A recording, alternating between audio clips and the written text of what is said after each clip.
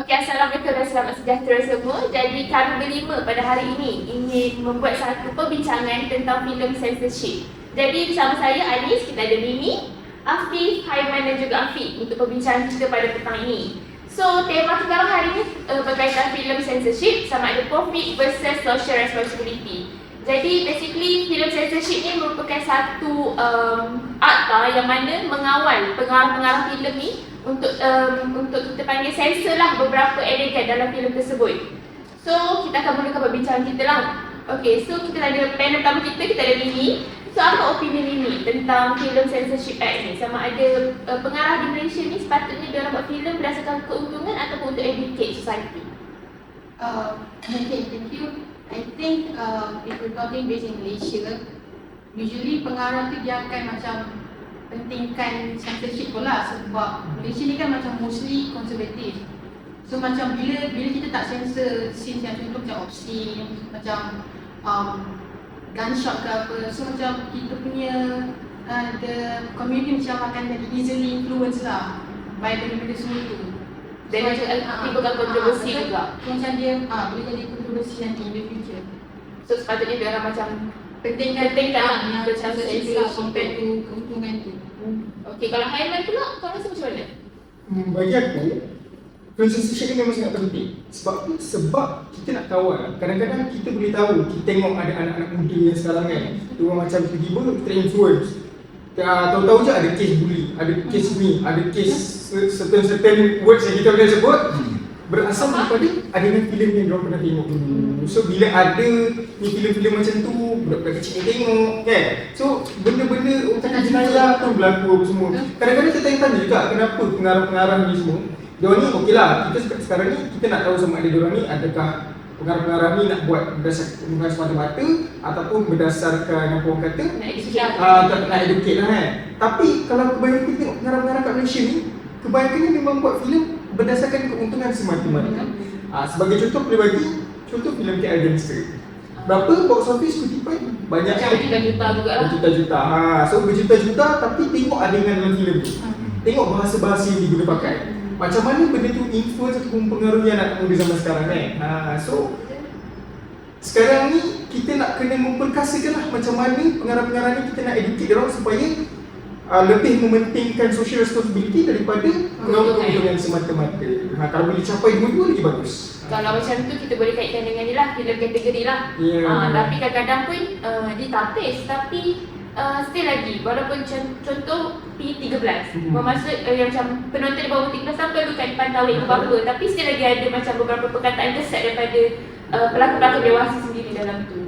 Kalau untuk kau pula Afif, macam mana opinion kau? Actually, aku pun setuju dengan apa yang Haiman cakap tadi. Sebab bagi aku, point Haiman ni yang dia punya main point ni adalah kalau korang pernah dengar cultivation theory, di mana apa yang kita tengok, the information we consume in TV apa semua ni, they are the one that shapes our reality.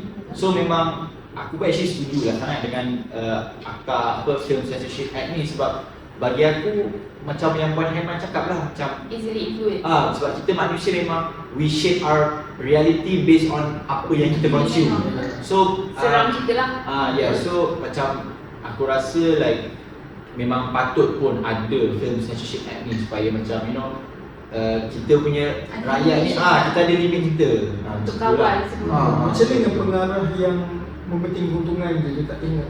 Actually, kalau kau tanya aku rasa untuk pengarah yang nak buat keuntungan ni kan, diorang macam, bagi aku diorang patut keluar. Maksudnya macam contoh kan, if diorang nak buat satu filem yang untuk keuntungan semata-mata, they shouldn't do it in Malaysia. Maksudnya diorang, bagi aku, if diorang nak, diorang boleh keluar pergi ke negara-negara seperti Amerika. Maksudnya buat cerita untuk siara publish ke sana lah. Yes, betul. Sebab kita Malaysia kan agama kita kan negara yang beragama Islam kan, agama rasmi majoriti. So benda ni macam sensitif juga betul, setuju. Kalau Afiq, kau rasa selain daripada tu apa lagi yang macam sepatutnya lah disensor, yang sepatutnya macam bagi orang macam alah benda tu bukan isu yang berat pun, tapi kenapa kita patut sensor benda tu? Bagi aku lah, sebab Dia cakap pasal soal arts ni, benda tu subjektif tau. Sebab ada orang yang mungkin pemikirannya lebih liberal, dan ada orang yang mungkin lebih moderat, lebih konservatif. So bila kita bila filmmaker khususnya orang menayangkan satu filem yang mungkin violence ataupun macam religion, macam sexual ataupun yang sensitif daripada segi religion, it depends on the individual on how they perceive that message. Sebab everyone has different way of thinking.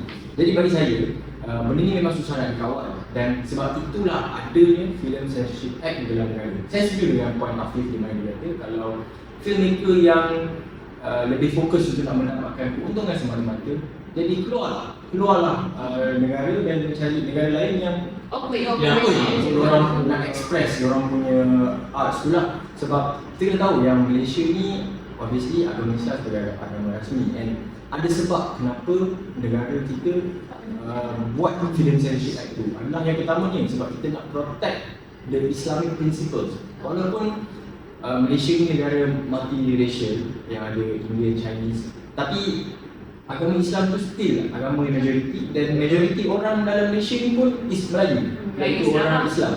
Jadi bagi saya tak salah kalau orang nak express orang punya arts dalam bentuk filem. Cumanya diorang kena ikut guidelines yang ada dalam Film Censorship Act. Dan berbalik kepada soalan Anis tadi, kalau diorang nak mendapatkan keuntungan semata-mata, silalah keluar.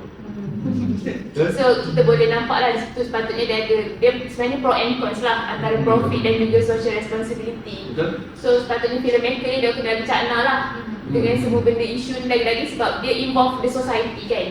So kita rasa itu sajalah perbincangan kita pada hari ini. So bertemu lagi kita pada episod akan datang minggu depan. Bye!